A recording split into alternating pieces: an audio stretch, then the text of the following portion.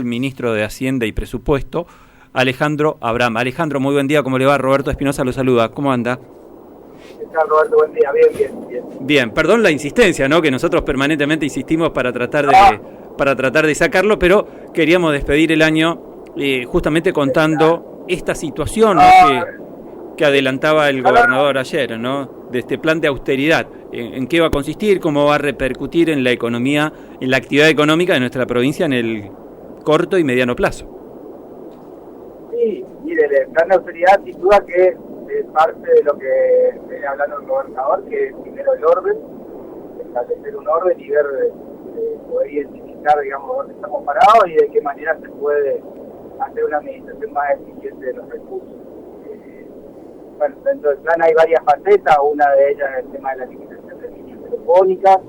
Había líneas telefónicas que fueron cortadas, que inclusive las estaban en uso y no hemos podido todavía identificar ni siquiera quién las usaba. Y bueno, la utilización de los recursos oficiales, como son los vehículos, para tareas oficiales. También había vehículos que eran utilizados hasta por piqueteros, entonces bueno, es parte del orden que se pretende establecer y bueno, hay una serie de pautas a cumplir dentro de este plan de austeridad. Sabemos que, Alejandro, debe ser complejo, ¿no? Porque se sabe mucho la incidencia que tiene la economía nacional, los fondos nacionales para la provincia de Chaco, y en una economía nacional que todo el tiempo te anuncia que va a haber recortes, que va a haber ajustes, que va a haber achicamiento en la actividad económica. Me imagino que eso va a tener una incidencia muy fuerte también para las arcas provinciales, ¿no? Sí, a ver, hay varios factores, digamos, a tener en cuenta. Uno, sin duda, va a ser, se habla de una merma en la actividad económica, una recesión, con lo cual eso va a tener incidencia en la recaudación, sin duda.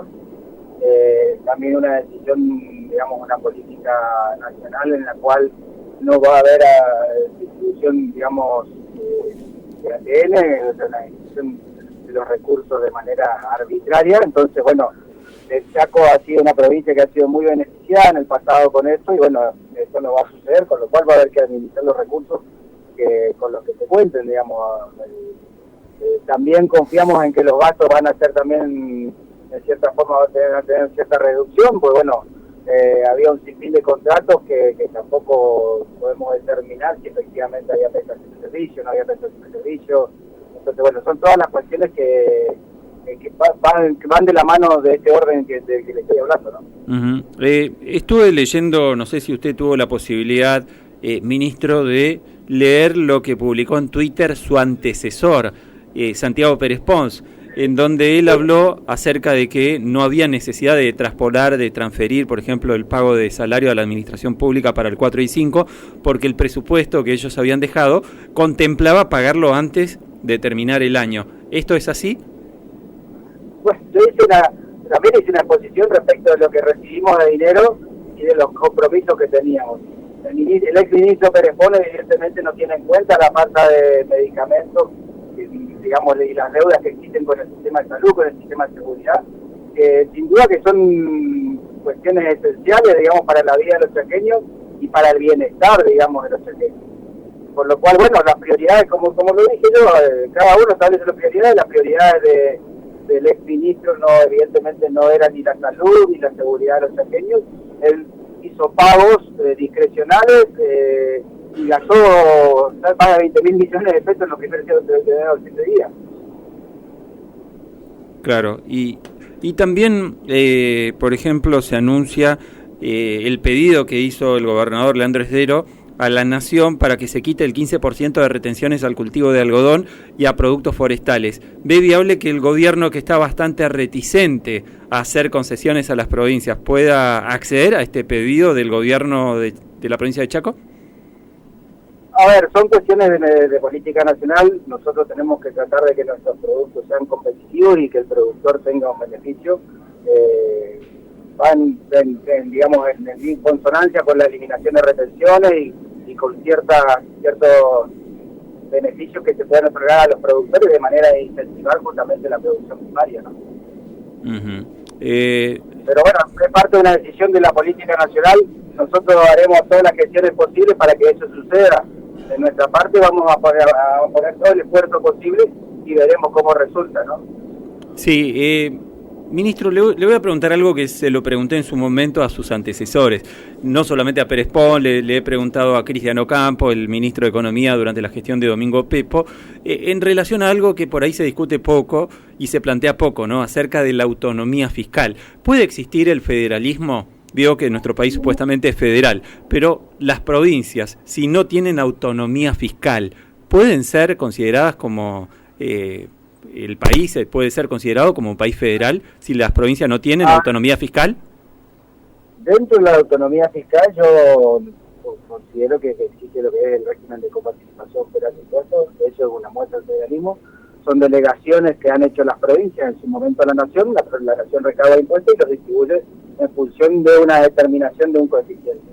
El Chaco en su momento se vio bastante beneficiado con ese coeficiente, un coeficiente alto que tiene el Chaco, y que yo, en líneas generales, no sé si esos recursos hoy los podríamos generar nosotros, ¿no? Entonces, bueno, hay que ver, digamos, siempre el análisis de los recursos depende de lo que se genera y de lo que se recibe. Entonces, por ahí deberíamos evaluar qué conviene. El Chaco tiene autonomía fiscal en cuanto a los impuestos provinciales, y después son las facultades delegadas que están establecidas en la Constitución de la Nación. Claro, recién estábamos pasando, vinculado con esto, algo que respondía el gobernador Esdero, de cómo puede llegar a afectar a la provincia de Chaco el fin de la obra pública que anunció el gobierno de Javier Milei en cuanto a los recursos del gobierno nacional para las provincias para la obra pública. Y el gobernador respondía diciendo, bueno, vamos a tratar de arreglarnos con los recursos propios que se contemplan para el año que viene. ¿Puede darse que pueda generar recursos como para desarrollar obra pública con recursos genuinos de la provincia? A ver, nosotros vamos a tener que establecer mecanismos para que así sea, pero dentro de este contexto tenemos también todas las obras que han quedado pendientes, ¿no? Se han iniciado ejecución de obras y han quedado pendientes, y que bueno, que en su momento lo que vamos a tener que hacer es reactivarla y empezar a terminar esas obras. Y después veremos, digamos, si existe la posibilidad, digamos, de encarar nuevos proyectos. Pero en principio terminar lo existente, que es un gran desafío. Han quedado un sinfín de obras iniciadas que no han sido culminadas, digamos, y inclusive con grados de avance muy bajos que van a tener que ser cubiertos, ¿no? Entonces, bueno, vamos a volcar también parte del esfuerzo de la administración de los recursos, lo volcaremos para la obra pública, como se volcará para la salud, que es prioridad, para la seguridad, que es prioridad, y para la educación, que es una prioridad también. Lo último, ministro, porque sabemos... El Chaco necesita la obra pública, sí, claro. Eso es inviable, digamos. Tenemos la obra es un efecto multiplicador en el trabajo, entonces, en función de eso, vamos a tener que avanzar. ¿No se podía pelear un poco más, no solamente Chaco, sino todas las provincias, de manera conjunta para torcerle esa decisión al gobierno nacional? ¿Considera que eso era posible? A ver, yo creo que son comienzos, que en algún momento puede darse. Siempre cuando se inicia una etapa, digamos, uno va con la aspiración de máxima y después, a medida que pasa el tiempo, se irán administrando, digamos, y será cuestión de sentarse en una mesa, dialogar y llegar a un acuerdo. Claro. Esto es un pensamiento personal, no es una cuestión de un sustento, pero es un pensamiento que puede darse de esta manera. Claro. Ministro, lo último, porque sabemos que está manejando, que está en ruta y que paró un poco para atendernos, lo cual lo agradecemos, por eso no lo vamos a hacer tan larga la entrevista, aunque tenemos 1000 temas para preguntar. Pero, ¿qué va a pasar con la administración pública? Porque se sabe, lo decía Eduardo Aguilar, recién hablábamos con él, que en los primeros 3 meses del año 2024 se contempla una inflación acumulada de 100% en 3 meses nada más. Obviamente que a partir de ahí puede haber reclamos salariales de distintos sectores de la administración pública. ¿Qué va a hacer la provincia en cuanto a esto? ¿Hay recursos como para tratar de paliar ese efecto inflacionario de 100% en 3 meses para el año que viene? Los recursos siempre son insuficientes, más en un contexto como este. Y con las prioridades, digamos, con un montón de prioridades pendientes. Estamos con el tema del dengue, la cuestión sanitaria también, digamos, de los hospitales que no tienen medicamentos, hay una serie de necesidades en el medio, Pero bueno, todo esto será, vuelvo a repetirle, una cuestión de sentarnos en una mesa, dialogar y llegar a un acuerdo. Nosotros tenemos también ciertas cuestiones en este inicio que ponen, digamos, en jaque algunas cuestiones de la economía, que son, por ejemplo, un vencimiento en el mes de enero de 7 millones de dólares, que es la cuota del segundo acueducto. El mes de febrero tenemos otro vencimiento de un préstamo de 40 millones de dólares y estamos abocados a eso, ¿no? Aparte de la deuda que existe con un sinfín de proveedores que están, estos últimos días han, digamos, circulado tratando de cobrar sus deudas que han quedado pendientes de la gestión anterior, digamos. Entonces, cuando hablamos también de que alcanzaban los fondos o no alcanzaban los fondos, quizás deberíamos tener en cuenta todo eso, ¿no? Con un INSEP, digamos, con deuda con un sistema de prestadores de más de 11.000 millones de pesos, con deudas con el hospital italiano, con Pleni, con Avaloro, entonces, bueno, pero bueno, dentro de este contexto, también el trabajador tiene que tener seguridad y tiene que tener la tranquilidad de que vamos a poner, digamos, de nuestra parte todo el esfuerzo para poder evitar que haya una pérdida en el poder adquisitivo, que ya viene de por sí, digamos, bastante castigado el salario bolsillo, ¿no? Ahora sí, lo último, ministro, porque habló acerca de la difícil situación sanitaria que atraviesa la provincia a través del dengue. Y nosotros nos preguntábamos, charlábamos también durante la semana con el doctor y diputado provincial Carlos Salom acerca de esto. Veíamos que, por ejemplo, Brasil ya implementó la vacuna obligatoria, o por lo menos para gran parte de su población, de parte provista por parte del Estado, de forma gratuita, contra el dengue. Y decíamos que, ¿qué debería suceder para que Chaco y todo el país tengan la vacuna gratuita contra el dengue ante esta difícil situación sanitaria? ¿Esto depende más de la nación que de la provincia? No soy experto en materia de salud. Claro. Yo las pocas chances que he tenido es que si bien es una vacuna reconocida por la ANMAT, primero que no sabemos que existen las cantidades suficientes. Segundo, las condiciones, digamos, en las que se pone la vacuna, si la vacuna se pone antes de la enfermedad, posterior a la enfermedad, porque no soy especialista en el tema. No, claro.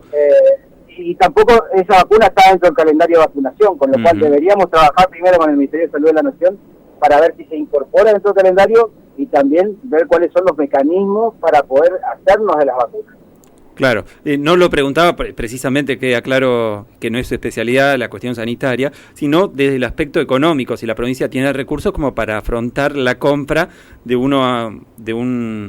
algo que parece ser prioritario como la vacuna contra el dengue. Claro, es prioritario como fue la del COVID. Claro. Y se van a hacer todos los esfuerzos posibles para que se provea si es necesario, si está incluida dentro del calendario y si así tiene que suceder, digamos, desconozco el valor de la vacuna, desconozco la cantidad de dosis que se necesitan, con lo cual para poder hacer proyecciones sobre todo financieras, pero bueno, es una prioridad la salud y bueno, y vamos a estar volcados a esa prioridad, sin duda. Bien, Alejandro, seguramente seguiremos charlando el año que viene, tanto en El Dedo en la Llaga como en los medios públicos, así que le mandamos un abrazo grande y aprovechamos la situación para dejarle un deseo de feliz año. Muchas gracias, que tengan todos un muy buen comienzo, esperemos que el 2024 podamos empezar a ordenar y a poder tener una vida más estable, digamos, ¿no? Y con las prioridades de siempre, salud, educación y seguridad. Bien, abrazo grande, ministro, y será hasta la próxima. Hasta la próxima, Gabriel. Bien, igualmente, feliz año. Había pasado el ministro de Hacienda y Presupuesto de la provincia de Chaco, Alejandro Abraham. Nos despedimos con todo, ¿no? En El Dedo en la Llaga.